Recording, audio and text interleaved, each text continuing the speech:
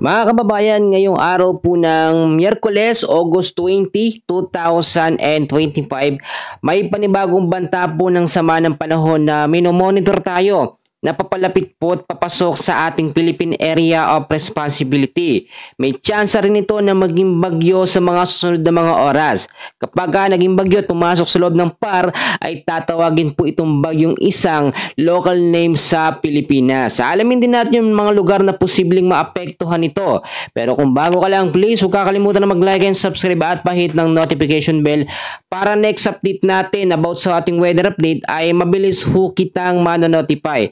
So mga kababayan, unahin na muna natin, no? Ito nga pong sama ng panahon, no? Na nandito po sa may bandang silangan ng ating bansa. Ito, ipapakita ko sa inyo mabuti.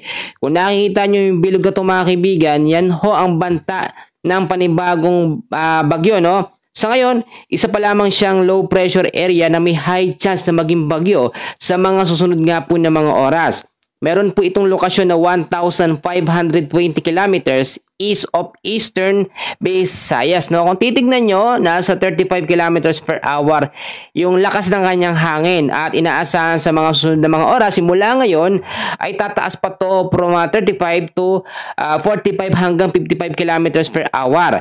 At mas mataas yung chance na maging tropical depression or mahinang bagyo. Bukod dyan mga kaibigan, patuloy din nating minomonitor ito nga pong tropical depression na ito. Ito po mga kaibigan si Huaning, no? At ngayon nasa labas na ito ng ating Philippine Area of Responsibility. Wala naman ang direktang epekto sa anumang bahagi ng ating bansa at tuloy na itong pahina ng pahina. Ang isang sama naman ng panahon mga kaibigan na ating minomonitor ay medyo mas malayo ito. Sa ngayon, merong 35 kilometers per hour na lakas ng hangin, isang ganap na low pressure area. Ang nakakaapekto po sa malaking bahagi ng ating bansa ngayon, yung tinatawag natin, no? Meron tayo ngayon na easterlies. So, ang easterlies ho mga kaibigan, sa mga hindi nakakaalam, ito po yung mainit na hangin na nanggagaling sa karagatang Pasipiko. So, kung makikita nyo yung hangin na yan mga kaibigan, yan yung easterlies na direktang tumatama, no? Sa ilang bahagi po ng Luzon, Visayas at Mindanao. So, yan din yung nagpo-push dito nga po sa low pressure area na ito, papalapit po, no, sa ating bansa. Siya rin ang dahilan kaya bumibilis po yung pagdevelop nito bilang isang ganap po na tropical depression or mahina. Ngayong araw po ng Miyerkules, apektado po ng easterlies ang area po ng Mindanao, kasama ang Palawan, Eastern Samar at Northern Samar. So mag-ingat po tayo sa banta ng cloudy skies with scattered rains and thunderstorm. Possible ang mga pagbaha sa mga lugar na aking binanggit at landslide po sa mga landslide prone area.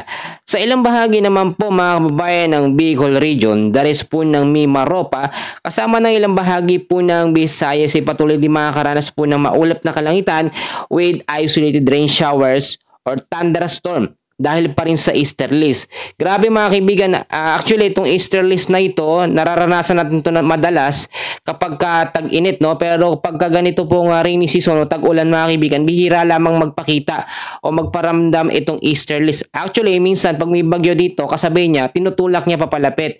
Tulad ng senaryo dito.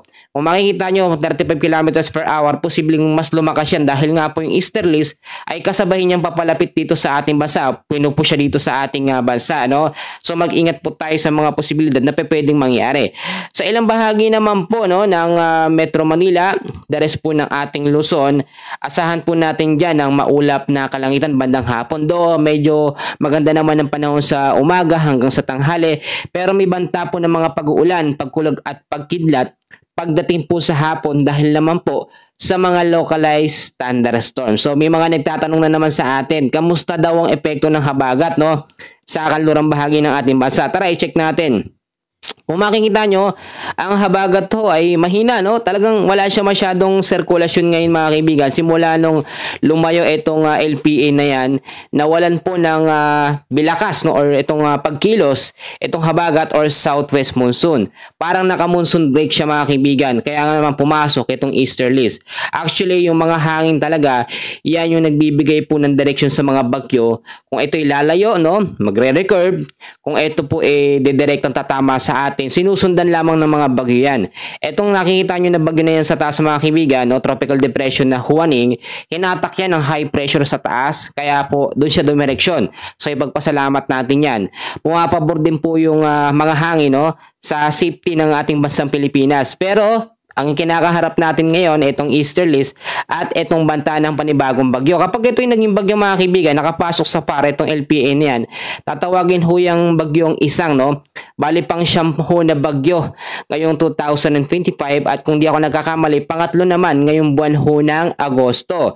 So may ini-expect pa ba tayong panibagong bagyo? Ayon na rin po sa ating tinatawag na tropical cyclone threat potential, no? Meron pang tatlo, no, na sama ng panahon, no, low pressure area.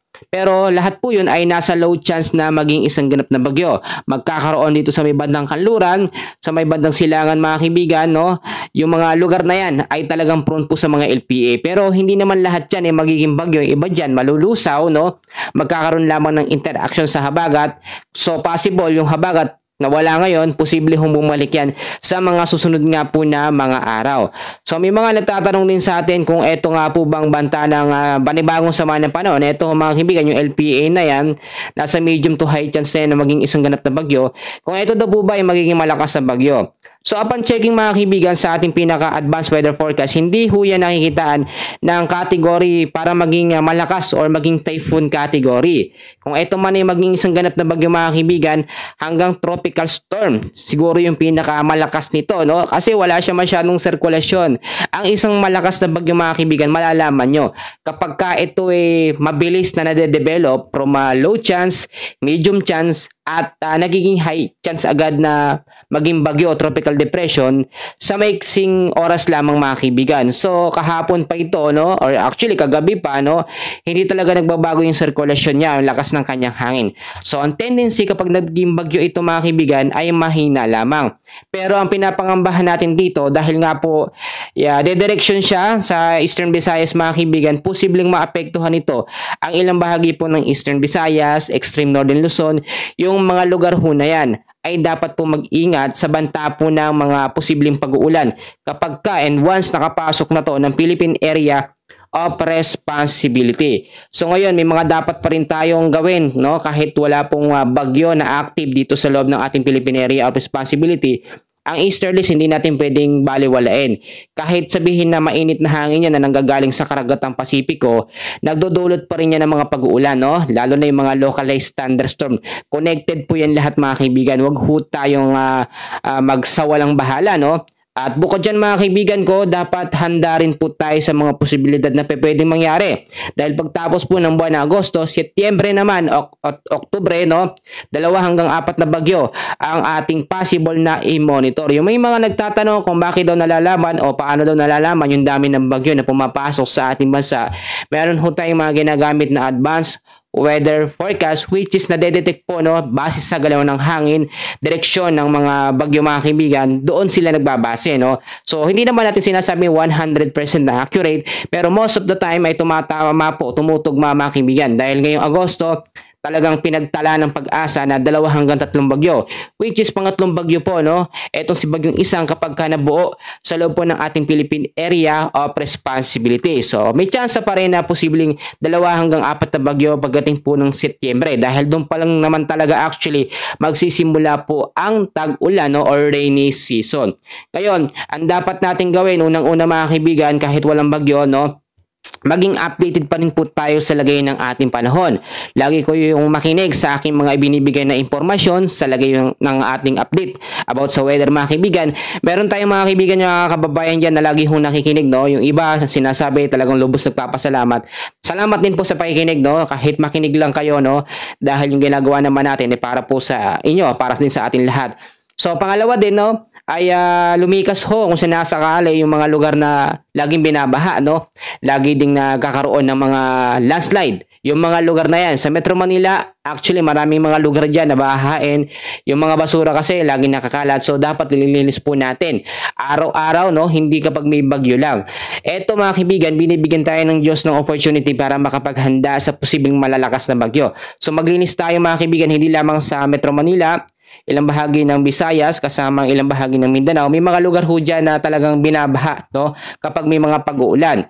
And usually kapag rainy season, dapat lagi pong malinis ang ating kapaligiran. Mga plastic, yan isa sa main cause ng mga pagbabaha. Ang pangatlo natin mga kaibigan, no, ay kung kaya naman natin mag-imbak ng pagkain na actually kahit bigas lang muna, no? Mga pagkain mga kaibigan, dahil kapag meron tayong mga heavy rainfall warning, no? Mga rainfall warning mga kaibigan, yellow warning, red warning, green warning mga kaibigan, talagang malalakas sa pag-uulan yan at dapat po hindi tayo labas na labas. Kasi pag labas na lang ng labas, mas prone tayo o risky tayo ng mga kaibigan na mapahama kapag may mga bagyo or mga pag-uulan. So idadagdag ko din na i-safety natin mga importanteng gamit, yung mga electric appliances, yung mga dokumento, mga papeles na importante para kapag may mga pag-uulan o bumaha, naka-safety na po at hindi tayo matataranta. Alam nyo mga kaibigan, no? Itong si Bagyong Juaning, no, hindi talaga siya actually tumama sa ating bansa. Nilihis siya. So, nakaligtas man tayo sa Bagyong Juaning, dito ho kay Bagyong Isang, kung sakaling maging bagyo na ito, no, grabe yung direksyon niya talaga dito po sa Eastern Visayas. So, ipanalangin natin to. Kayang-kaya ho ito sa prayer mga kaibigan na malusaw, no? Bago pa man pumasok na ating Philippine Area of Responsibility or kahit makapasok ng PAR. Kapag naging bagyo na ito, sa loob ng PAR mga kaibigan, extension or trap lamang ng kanyang hangin muna ang makakaapekto. So may tendency din na muling lumakas ang habagat kapag ka naging bagyo na etong LPA na yan na nasa labas po ng ating Philippine Area of Responsibility. So mga kaibigan, idadagdag ko din, no, lagi nating ipanalangin, no, yung ating mga kapatiran, no, yung ating mga kababayan, kamag-anak, saan man sila naroroon, no, parte ng Pilipinas. Dahil kahit maganda ang panahon sa ating lugar, may mga kababayan tayo na laging tinatamaan ng bagyo. And usually, madalas sa area ng Batanes, no, dyan kasi minsan dumedireksyon na lahat ng mga bagyo, actually minsan dinadaanan yan. Kapag ito kasing sama ng panahon, no, LPA na yan ay naging isang ganap na bagyo, tignan nyo mabuti yung daloy ng hangin. Talagang dadaanan niya mga kaibigan, no, itong extreme northern Luzon, and usually pinakabuntot niya, pinakadulo niyan diyan na po sa area ng Batanes, no, kasama ng ilang bahagi ng Lawag, yung mga lugar ho na yan. So maghanda pa rin tayo sa mga posibilidad po na pwedeng mangyari. So ngayong araw, yan munang update natin. Pero bago matapos ang lahat mga kaibigan, meron akong i-share. At kung nakaabot ka sa dulo ng video na ito, mapalad ka kaibigan. So mga kaibigan, mga kababayan, mga kapatid, ititake ko na po yung opportunity na ito para po makapag-share sa inyo ng Bible verse about sa bagyo. So makinig kayong mabuti, no? Kilala ko yung mga nagko-comment sa atin, no? At kung nakaabot ka hanggang dito at na-bless ka sa ating share, please mag-comment ka po. Sa Matthew 8:24 hanggang 26, so maigsi lamang ito, no? Basahin natin. Ang sinasabi sa 24, at narito bumangon ang isang malakas na bagyo sa dagat, na anupat inaapawan ang daong ng mga alon. Dadapot siya'y natutulog at nagsilapit sila sa kanya. At siya'y ginising at sinabi, Panginoon, niligtas mo kami mamamatay. Sa 26 mga kaibigan, at sinabi niya sa kanila, bakit kayo natatakot o kayong kakaunti ang pananampalataya? Nang magkagayoy nagbangon siya at sinaway ang mga hangin at ang dagat at humusay na totoo ang panahon. So nakita naman natin mga kaibigan, si Jesus Christ po yung natutulog sa sitwasyon na ito. May malakas na bagyo sa dagat mga kaibigan. Yung mga disciples sobrang natatakot sila, no? At hindi sila nagtitiwala sa magagawa ni Jesus Christ. So nung mga time na yun mga kaibigan, kahit kayo, no, sa sitwasyon na yun, ay matataranta rin kayo, no? Aminin natin yan mga kaibigan. Talagang matataranta tayo dahil nga po, syempre malakas ang bagyo, talagang humahangin, humahampas, baka mamaya mapahamak tayo, no? Sa sitwasyon ng mga disciple, nandyan si Jesus Christ. Kumbaga, alam nila yung magagawa ng Panginoon, no? May kapangyarihan talaga. Isang saway lang yan mga kaibigan, talagang mawawala yung bagyo. Talagang huhupa at kakalma. Pero ang nangyari, kahit nandyan ang Panginoon na alam nilang may magagawa, sila ng mga disciple mga kaibigan ay nandun pa rin ang worry at pangamba. So hindi sila actually, no, wala silang faith, no, pero nakita nyo naman kung paano kumilos ang Diyos sa ganong sitwasyon. So sa reality, sa buhay ho natin mga kaibigan, kapag may mga sakuna tulad ng mga bagyo, may mga malalakas na bagyo, super typhoon, lagi ho tayong manalangin. Hindi man natin nakikita ang Panginoon, no? Harap-harapan, kagaya ng mga disciple mga kaibigan na yan, ay nararamdaman naman natin ang presensya niya sa pagkilos araw-araw, no? Yung hininga natin, yung buhay natin sa kanya nang gagaling yan. So, sa anumang mga problema, may mga bagyo man na malalakas, hindi lamang literal na bagyo, bagyo sa buhay natin, lagi tayong magtiwala sa Diyos na may magagawa siya anumang oras. Manalangin tayo at i-address natin sa Panginoon ang ating problema. So kaibigan, kabayan, kapatid, kung ikaw ay nakaabot sa pinakadulo ng ating video, no? Ako'y lubos na nagpapasalamat sa iyo. Paki-comment naman mga kaibigan sa comment section kung nakaabot ka dito. Maraming salamat po.